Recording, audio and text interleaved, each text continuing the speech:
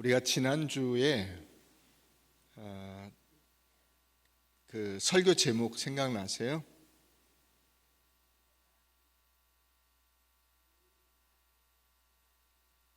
내가 그니라.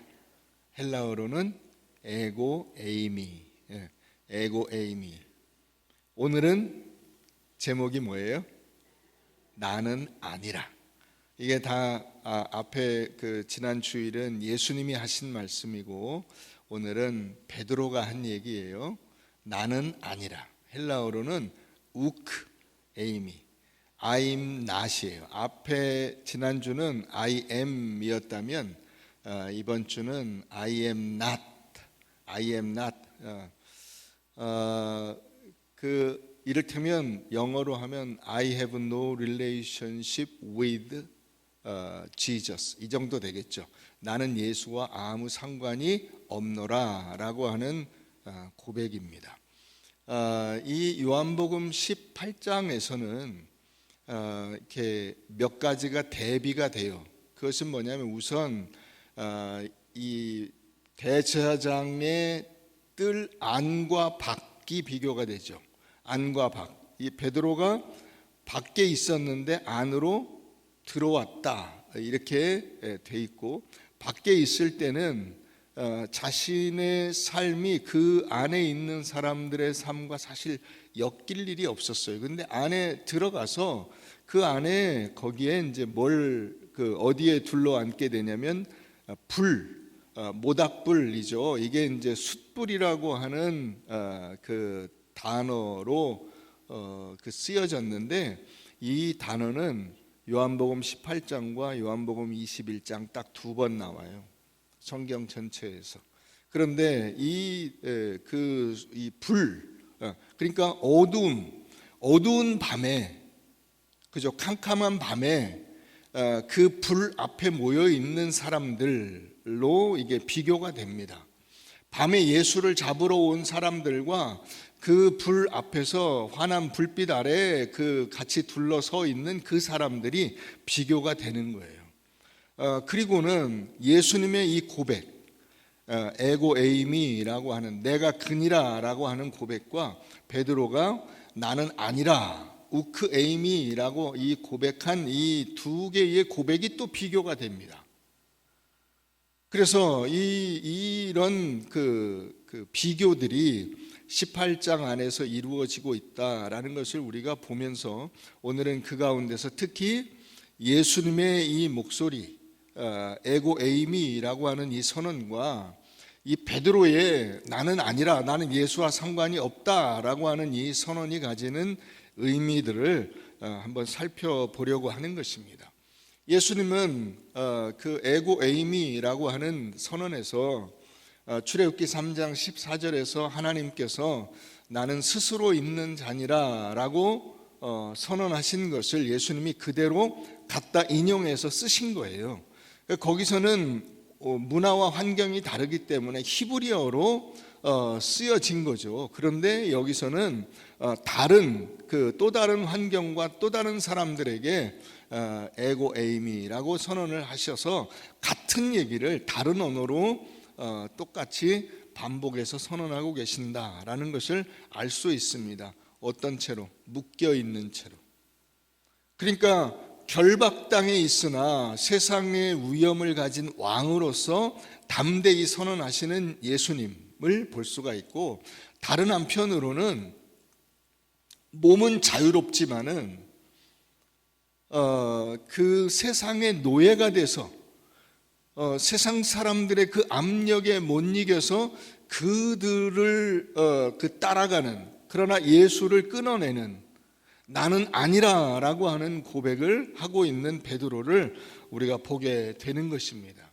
여기서 이 우크라고 하는 것은 굉장히 강한 부정을 말해요. 이건 그냥 저는 예수를 모릅니다 정도가 아니라 나는 예수와 아무 상관이 없어 라고 말하는 거예요. 나는, 그래서 이 다른 복음서에 보면 나는 예수와 아예 얼굴도 모르고 관계도 없다라고 강력히 부인하는 것을 보게 되죠. 그게 우크에임이라고 하는 그 선언의 의미예요. 그러니까 베드로가 이 물음을 그 질문을 받게 된 그 상황이 어떤 거예요? 너 저기 잡혀간 예수와 관계가 있지 않아? 라는, 더군다나 여기 오늘 말씀에 보면은 그 베드로가 그 칼을 들어서 그 사람을 죽이려고 하다가 그 사람이 피했겠죠. 그러니까 귀가 잘라졌다고 하는 그 말고라고 하는 사람의 친척이라고 말해요. 그러니까 자기가 아는 그 친척이, 가까운 사람이 그게 누구인지는 정확히 어떤 관계인지는 알 수 없지만은 굉장히 가까운 사람이 피해를 입었어요. 그 소식을 듣고 이게 그 마음에 이게 베드로에 대해서 비슷한 것 같은데 너가 그 예수의 일당 아냐라고 하는 그 물음 앞에 베드로는 움찔한 거예요. 움찔했어요. 살기 위해서 자기가 거기서 발뺌을 하는 것입니다. 이것을 우리가 흔히 말하는 자기 보호 본능, self-preservation instinct라고 말할 수 있어요. 생존 본능이에요. 쉽게 말하면 살기 위해서 자기도 모르게 거짓말을 막 하는 거예요. 나 아니라고, 나 예수를 모른다고.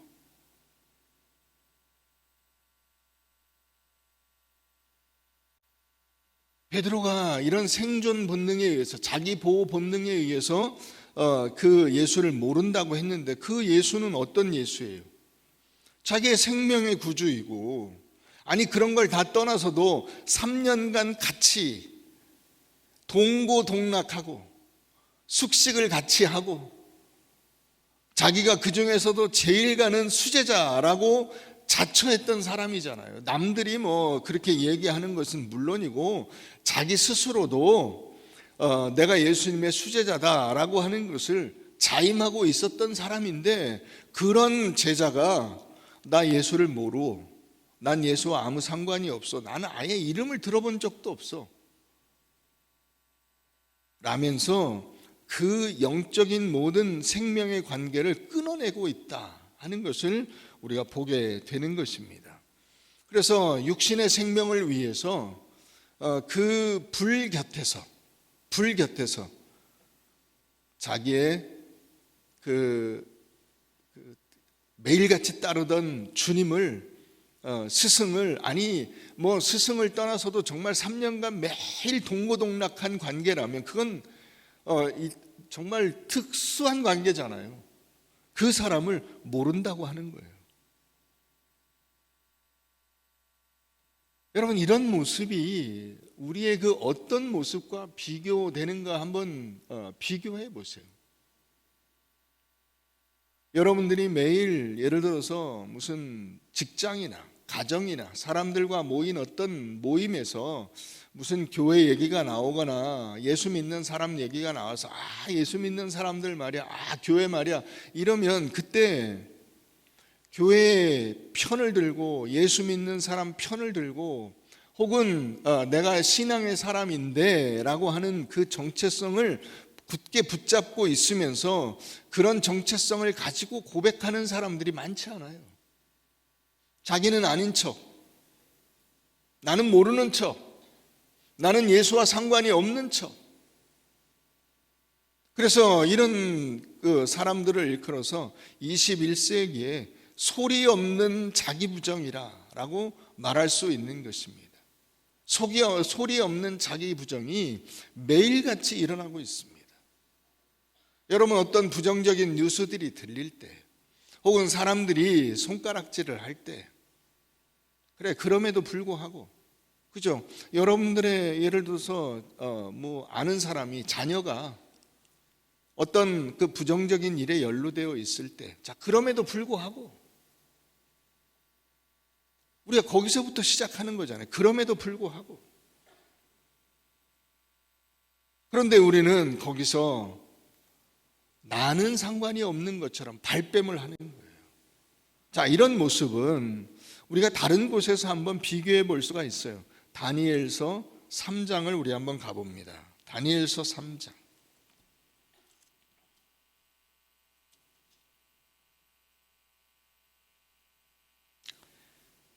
다니엘서 3장. 다니엘서 3장에 어떤 장면이 나오냐면 느부갓네살 왕이 금신상을 만들었어요.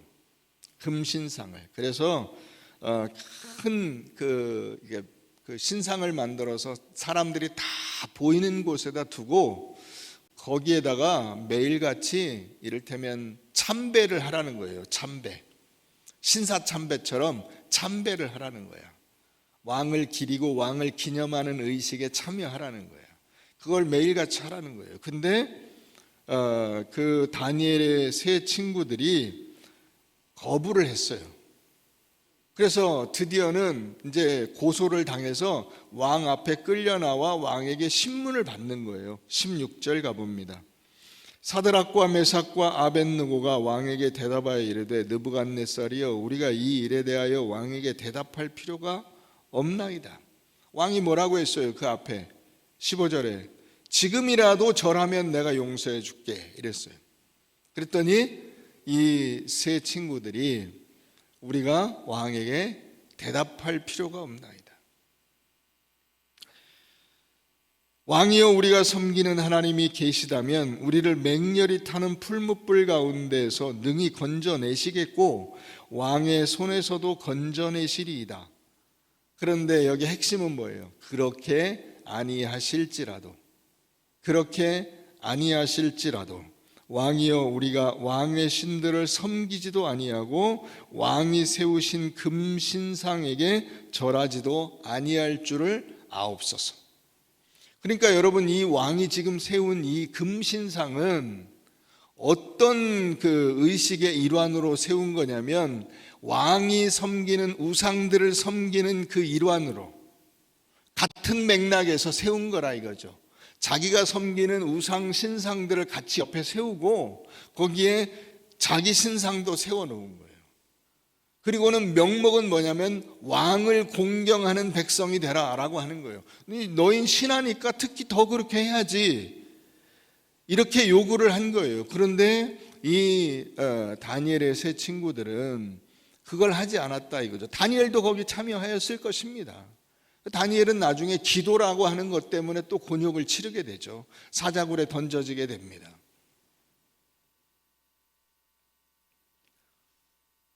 그러니까 여기서 왕이 나를 섬겨 이게 국가의 질서야 라고 말할 때에 그건 아니지요 라고 말하고 있는 거예요. 그건 아니죠. 저는 그건 아니라고 봅니다. 베드로는 자기가 살기 위해서 저는 예수와 상관이 없어요 라고 말을 하는데 반해서 이 다니엘의 세 친구들은 자신의 신앙을 지키기 위해서 왕의 요구에 자기 목숨을 좌지우지할 수 있잖아요. 너를 지금 안 하면 당장 그 용광로에 집어넣겠다는 거예요. 뼈도 못 추린다 이거죠. 여러분 용광로에 사람이 던져지면 살 사람이 어디 있겠어요? 끽소리도 못하고 죽는 겁니다.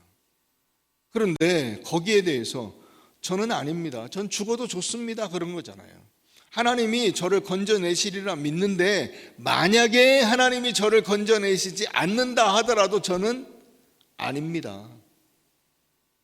왕을 섬기는 그 자리에는 저는 가지 않을 겁니다.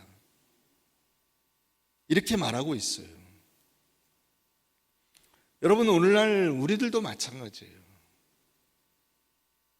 우리가 신앙을 저버리고 우리 살기 위해서 자기 유익을 취하기 위해서 뭔가 세상의 흐름과 동조하고 세상의 부정에 내가 눈 감고 외면하고 그 속에 발을 담그고 있는 것은 말할 것도 없지만은 정말로 내가 아니라고 말해야 될 것은 더 있는 거예요. 지금은 이제 우리에게 그와 같은 압박이 오고 있는 거예요. 최근에 무슨 정교분리 문제가 나왔어요. 여러분 이 정교분리 문제는 어디서 시작이 된 거냐면 종교개혁으로부터 시작이 된 거예요. 종교개혁 이전까지는 정교통합이었어요. 통치자와 그 다음에 그 종교인이 그 신부들이 다 그냥 한 통속이었어요. 심지어는 교황의 통치를 받았어요. 교황이 사실상 유럽을 지배하는 왕이었어요. 그런데 종교개혁에서 어떤 일이 일어났죠? 그 분리가 일어난 거예요. 우리는 왕이 믿는 그 종교, 교황이 믿는 그 종교와 다른 신앙을 가집니다. 그래서 오직 믿음으로, 돈으로가 아니라, 권세로가 아니라, 세상의 힘으로가 아니라 오직 믿음으로, 오직 말씀으로, 오직 하나님의 은혜와 하나님의 능력으로 그걸 선포한 게 종교개혁이에요. 그 전까지는 권력의 보호를 받고 그 보호는 동시에 간섭이었어요. 권력의 보호는 동시에 권력의 간섭을 받은 거야, 종교가. 종교가 그 정치를 간섭하기도 하고 정치가 종교를 간섭하기도 하고 제 멋대로 했어요. 완전 한 통속이었어요. 근데 이제는 그건 아니지를 한 거예요. 그건 아니지. 종교개혁이 바로 그거예요. 그래서 그 직접적인 그 스위치가 뭐였습니까? 면죄부 판매. 정치와 종교가 하나가 돼서 면죄부를 사람들에게 판매하는데 이건 아닙니다 라고 선언을 한 거잖아요. 그래서 95개조 반박문을 붙인 거 아니에요. 그래서 누가 먼저 나섰습니까? 황제가 불러온 거 아니야. 황제가 너 일로 와봐. 너 이거 안 믿는다고?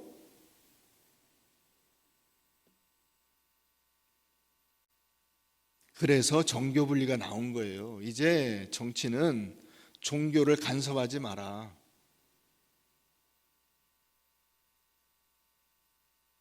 그런데 그걸 정치 권력자가 종교를 탄압하는 빌미로 쓰려고 하고 있잖아요.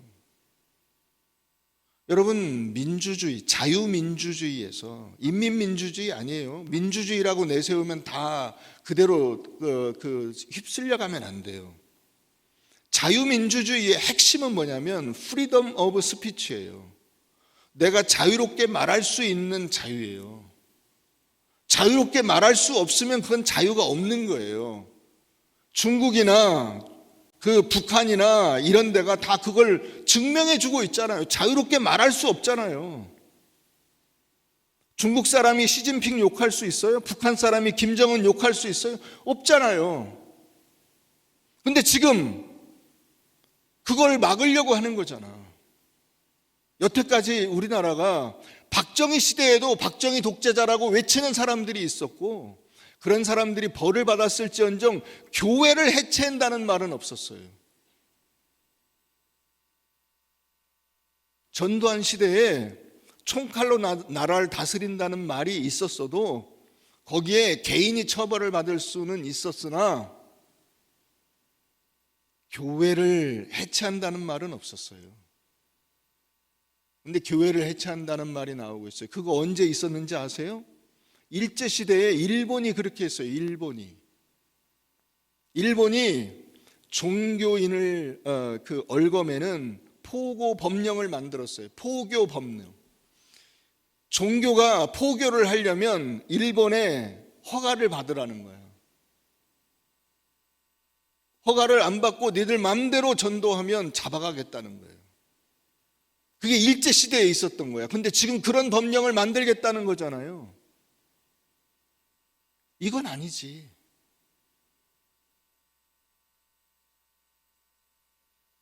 여러분, 자유롭게 말할 수 있는 그 자유가 없으면 자유는 없는 거예요. 군대에서도 그런 일이 있었어요.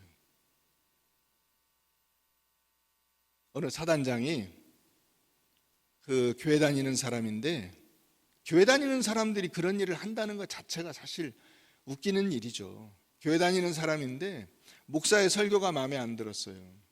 군목의 설교가. 그래서 사단장으로서 명령을 내렸어요.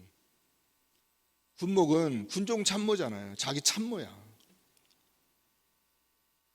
그러니까 군목은 매주 설교 원고를 자기한테 내가지고 자기 허가를 사인을 받고 설교를 하라고 한 거예요.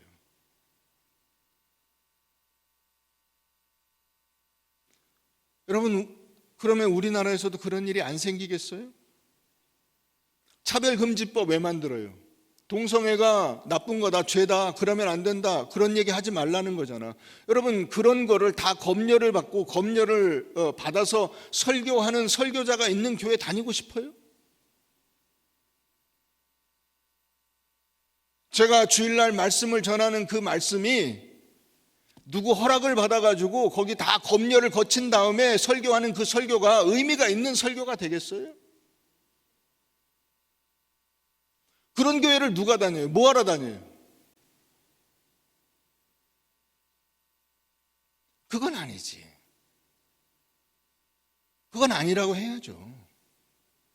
베드로같이 자기 목숨을 살기 위해서 저는 아닙니다, 저는 교회와 상관이 없습니다, 저 예수 안 믿습니다, 그런 게 아니라, 여러분, 이 다니엘의 세 친구처럼 그건 아니지요. 폐하가 내 목숨을 저 마음대로 해서 저 용광로에 집어 던질 수는 있을런지 모르나 저는 거기에 굴하지 않습니다. 죽이려면 죽이시오.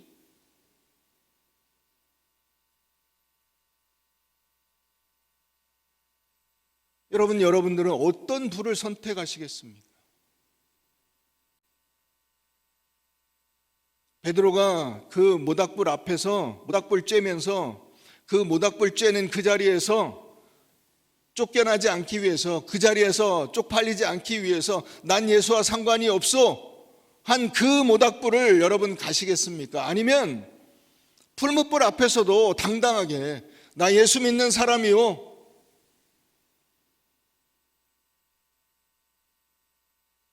말하는 그 자리에 서시겠습니까? 우리가 하나님께로부터 받은 그 구원의 기쁨과 예수 믿는 사람으로서의 그 당당함은 어느 누구도 뺏어갈 수가 없는 거예요. 그걸 뺏어가겠다면 뺏어가라고 하세요.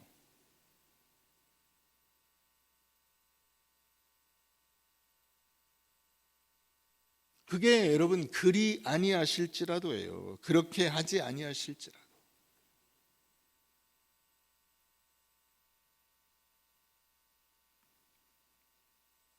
그러면 이런 베드로를 예수님께서 어떻게 대하시는가를 우리 한번 보십시다.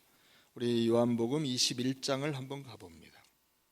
요한복음 21장.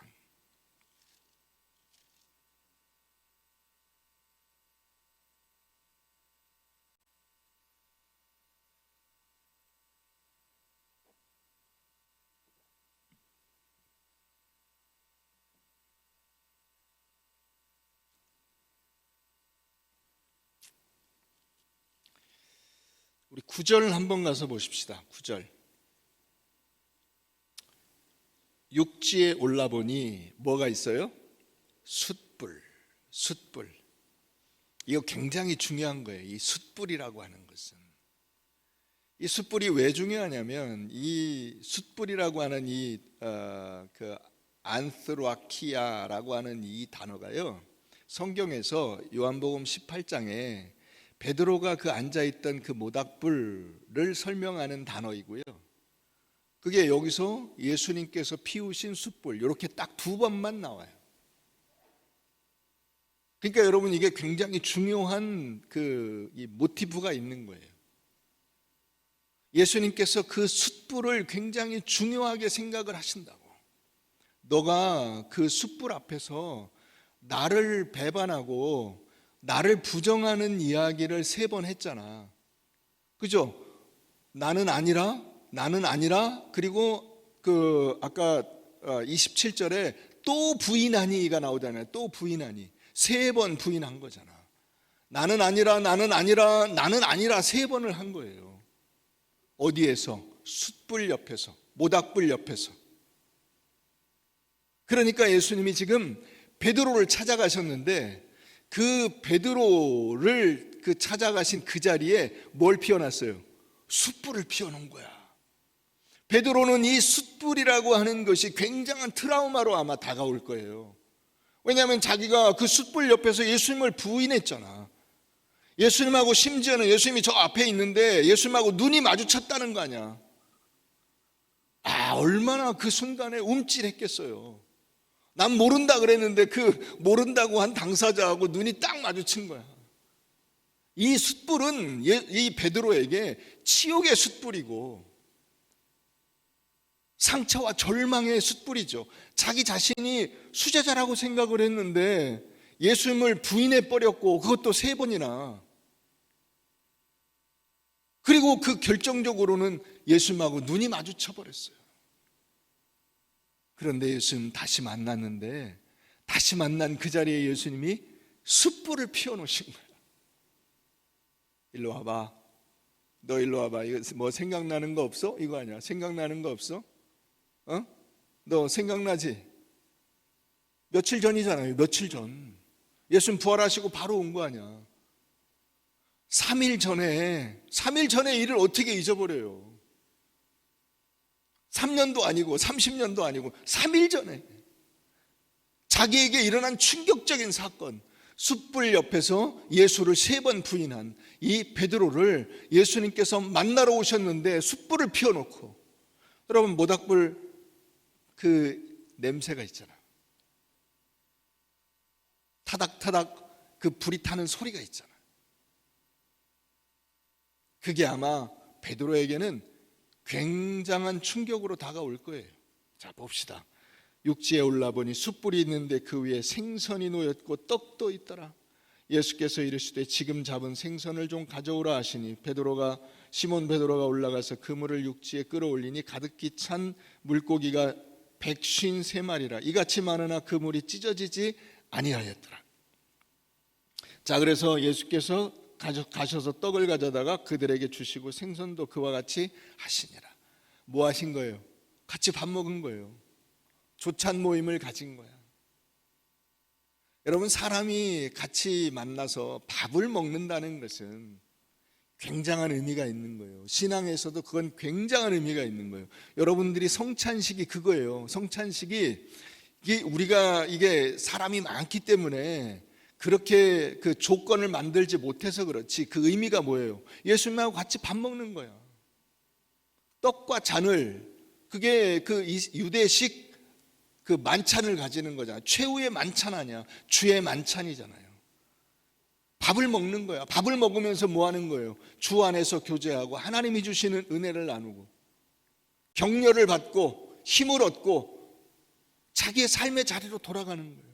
예수님이 지금 베드로에게 밥을 먹이신 거예요. 숯불을 피워놓고. 자, 15절 가봅니다. 그들이 조반 먹은 후에 예수께서 시몬 베드로에게 이르시되 요한의 아들 시몬아, 내가 이 사람들보다 나를 더 사랑하느냐 하시니 이르되 주님 그러하나이다. 내가 주님을 사랑하는 줄 주님께서 아시나이다. 이르시되 내 어린 양을 먹이라 하시고 또 2번째 이르시되 요한의 아들 시몬아, 내가 나를 사랑하느냐 하시니 이르되 주님 그러하나이다. 내가 주님을 사랑하는 줄 주님께서 아시나이다. 이르시되 내 양을 치라 하시고 3번째 이르시되 요한의 아들 시몬아, 내가 나를 사랑하느냐 하시니 주께서 3번째 내가 나를 사랑하느냐 하심으로 베드로가 근심하여 이르되 주님 모든 것을 아시오매 내가 주님을 사랑하는 줄 주님께서 아시나이다. 예수께서 이르시되 내 양을 먹이라. 내가 진실로 진실로 내게 이르노니 내가 젊어서는 스스로 띠뛰고 원하는 곳으로 다녔거니와 늙어서는 내 팔을 벌리리니 남이 내게 띠띠우고 원하지 아니하는 곳으로 데려가리라. 베드로가 이 숯불 옆에서 예수님을 3번 부인했어요. 근데 예수님이 그걸 완벽하게 뒤집으시죠. 어떻게? 3번을 물어보시잖아. 내가 나를 사랑하느냐? 내가 나를 사랑하느냐?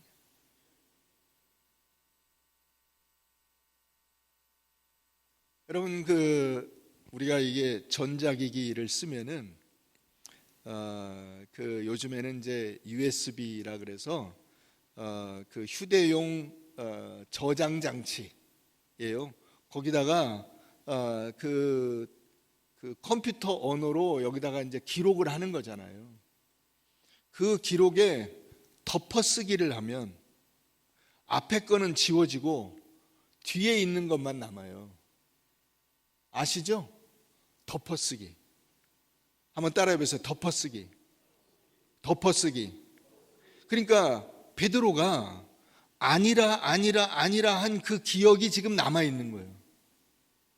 그런데 예수님이 오셔서 아니라와 같이 연합되어 있는 그 숯불과 그 밥과 그게 그 주의 만찬을 하고 나서 그 숯불이 있고 그 숯불이 있은 다음에 3번 부인했잖아. 근데 이거를 예수님이 여기서 완벽하게 뒤집으시는 거야. 숯불을 피워놓고 밥을 먹고 또 다시 거기서 밥을 먹고 그리고 이 베드로에게 물으시는 거야. 내가 나를 사랑하느냐? 내가 나를 사랑하느냐? 내가 나를 사랑하느냐? 그래서 덮어쓰기를 하신 거예요. 여러분, 우리가 무언가를 회개하고 거듭난 사람으로 산다고 할 때 그걸 단지 지우는 것이 그 성경적인 방법이 아니에요. 완벽히 지울 수도 없어요. 여러분, 그건 아시죠? 우리가 이 어떤 저장 장치에 컴퓨터의 이 모든 기록 장치는 완벽히 지워지지 않아요. 다 찾으면 찾을 수가 있어요. 우리가 예수 믿는데도 마찬가지예요. 회개했는데, 여러분, 회개했는데 과거가 생각이 안 나요? 그러면 죄 지은 생각이 안 나요? 나죠. 뭘 해야 되냐면 그 위에 덮어쓰기를 해야 돼. 그걸 잊어버리기 위해서 그걸 빼내려고 애쓰는 것이 아니라 하나님이 은혜로 베푸신 놀라운 하나님의 사랑과 말씀으로 그 위에 덮어 써야 돼요. 그래야 이 과거에 죄악된 것들이 없어져 버리는 거예요. 그게 지워지는 거예요. 생각이 안 나는 거야.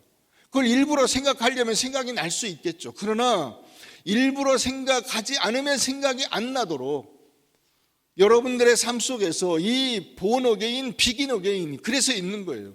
우리가 예수를 믿고 거듭났다고 하는 것은 바로 그런 의미에서 새로 덮어쓰기를 해야 돼요.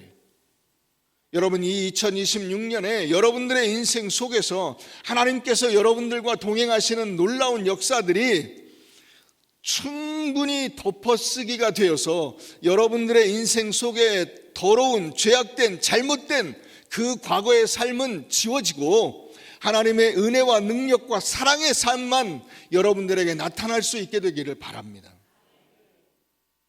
그게 예수를 믿는다고 하는 거예요. 그게. 그러니까 여러분, 예수님께서 이 모습을 우리에게 그대로 보여주고 계신 거예요.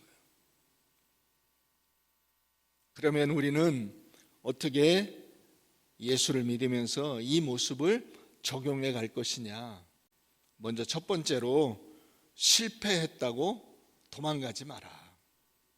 실패했다고 도망가지 마라. 예수 믿으면서 여러 가지 실패, 그것은 자의적이기도 하고 타의적이기도 해요. 내가 잘못해서 실패한 실패도 있지만은 상황과 여건이 그래서 실패한 것도 있어요. 여기서 실패라는 것은 뭔가 크게 망했다는 뜻이 아니라 여러분들이 흔히 말하는 무슨 상처를 받았어요, 기분이 나빠요, 은혜가 안 돼요 등등의 이런 모든 거예요. 그러나 그렇다고 해서 도망을 가면 성장이 없어요. 여러분, 베드로를 보세요. 베드로를 처음 예수님이 만나주신 데가 어디 나오냐면 결정적으로 누가복음 5장에 나와요. 고기를 잡는데 밤새도록 잡았는데 고기를 못 잡았어요. 그래서 나와가지고 그물을 씻고 있잖아요. 그물을 다 끝났다는 얘기야. 그런데 예수님이 야, 배를 저 가운데로 들어가서 깊은 데 그물을 내려라. 주여, 우리가 여기서 자란 어부인데 안 할 수도 있지만은 주님이 말씀하시니까 저희가 하겠습니다. 그래서 깊은 데에 그물을 내렸어요. 그랬더니 그물이 찢어지도록 많은 고기가 잡혔다. 근데 여러분, 그 일이 어디서 또 일어나요? 이 요한복음 21장에서 또 일어나잖아. 무슨 얘기예요? 베드로의 인생에 성장이 없다는 얘기야.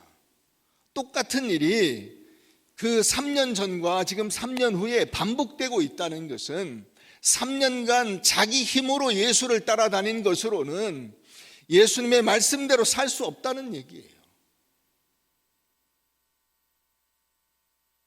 그러니까 예수님께서 베드로를 만나주시고 뭐라고 하세요? 18절에 내가 젊어서는 스스로 띠뛰고 원하는 곳으로 다녔거니와. 네가 젊을 때는 네 맘대로 다니고 네 힘으로 다니고 네 열심으로 다니고 네 열심으로 예수를 믿었지만은 이제는 늙어서는 내 팔을 벌리리니 남이 내게 띠띠우고 원하지 아니하는 곳으로 데려가리라. 네 힘으로 살지 말고 성령의 은혜를 따라 살아야 된다라고 말씀하고 계시잖아요. 그리고 바로 사도행전으로 넘어가면 어떻게 돼요? 하나님의 성령이 베드로에게 임하게 되고 베드로는 초대교회에 정말 기둥과 같은 일꾼이 되는 거예요. 완전한 변화가 일어나게 되잖아요. 그래서 그 베드로를 본 사람들이 깜짝 놀랐다는 거 아니야. 아니 그 잡혀가는 게 무서워서 벌벌벌 떨면서 예수를 3번이나 부인했던 저 인간이 어떻게 저렇게 변하였는지 알 수가 없네 라고 그들이 의아해했다는 거 아니에요. 도무지 배운 게 없어서 쩔쩔매던 그 베드로가 어떻게 저렇게 말을 잘하는지 알 수가 없다고 의아해했다는 거 아니에요. 여러분, 그게 바로 28절 말씀이에요. 그래서 새로운 사명을 주시는 거야. 이제 너는 그렇게 살 사람이 아니고 네 마음대로 네 힘으로 살아서 이렇게 변화가 없는 인생을 살 사람이 아니라 하나님의 말씀대로 하나님의 뜻대로 순종하여 놀라운 변화를 일으켜야 할 능력을 내가 너에게 준다. 그걸 숯불을 피워놓고 밥을 먹으면서 덮어쓰기를 해주신 거예요.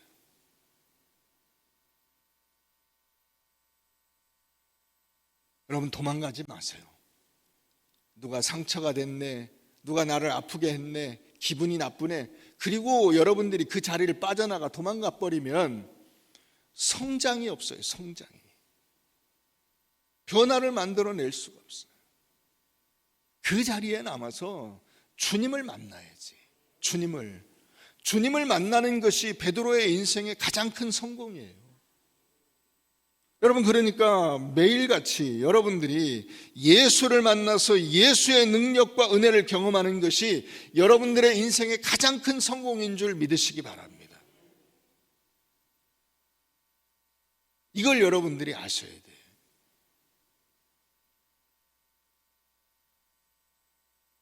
우리 속담에 머리 검은 짐승은 거두는 것이 아니다, 그런 말이 있어요. 여러분, 그렇게 치면 이 베드로는 예수님에게 버림받아야 싸요. 버림받아도 할 말이 없어요. 그런데 예수님이 어떻게 하시죠? 머리 검은 짐승을 거두어서 그에게 모든 사랑을 다시 부어주시잖아요. 이게 여러분 우리가 살아야 될 삶이에요. 나를 불쌍히 여기시고 내가 늘 주님을 배반하지만은 그럼에도 불구하고 내게 다가오셔서 괜찮아 걱정하지 마, 나 괜찮아, 네가 그렇게 배반한다고 해서 나 죽지 않아, 그거잖아요. 얼마나 놀라워요.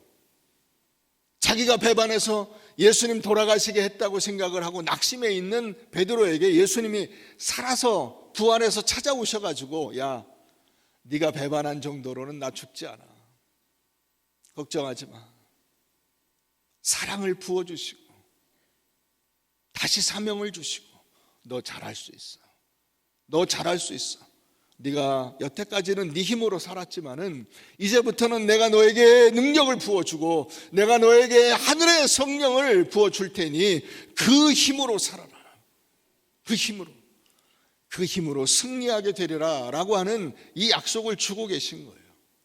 그러니까 여러분, 우리가 어떻게 해야 돼요? 이제부터 매일같이 여러분들의 삶의 자리에서 여러분들이 뭘 선언하며 살아야 돼요? 에고 에이미, 내가 예수를 믿는 사람이요, 나는 작은 예수요, 하나님께서 온 세상의 우주의 주인이시고 세상을 주관하시는 통치자 되시는 것을 내가 내 삶을 통하여 여러분들에게 증거하겠소 라고 선포하고 그와 같은 삶으로 우리가 살아가야 하는 것입니다. 세상의 숯불 곁에서 주를 부인하고 도망쳤던 그 비겁함을 우리가 돌이켜서 내 삶에서 내가 예수의 작은 증인으로 삽니다. 여러분, 우리가 그 세상의 유명한 사람들처럼 무슨 몇십억 몇백억씩 기증하거나 어떤 큰 일을 벌이거나 할 능력은 없어요. 그러나 여러분, 우리가 몇만 원은 낼 수 있어요. 그걸로 선교하고 몇십만 원은 낼 수 있어요. 그걸로 주님 위해서 일하고 몇백만 원은 낼 수 있어요. 그걸로 죽어가는 심령들 위해서 놀라운 그 일에 내가 헌신하고 충성하는 일은 얼마든지 할 수 있어요. 여러분, 그것이 매일같이 우리의 삶에서 우리가 버릴 수 있는 작은 예수의 삶이에요. 아니, 그것뿐이에요. 여러분, 매일같이 여러분들이 무슨 큰 일은 할 수 없지만 자잘한 많은 마음의 그 불편함과 오해들을 집어 던져버릴 수 있고 용서할 수 있고 잊어버릴 수 있고 끌어안을 수 있고 품을 수 있고 아낄 수 있고 사랑할 수 있고,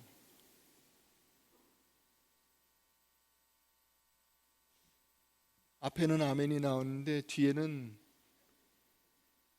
그건 영 하시기 어려운가 봐요. 내가 그니라 고백한 예수 그리스도의 고백이 여러분들의 고백이 되시기를 바라고, 과거에 여러분들이 실패했던 모든 실패의 경험을 그 예수와 만난 은혜와 기쁨으로 다 해소하시고 새 힘을 얻으시기를 주의 이름으로 축원합니다.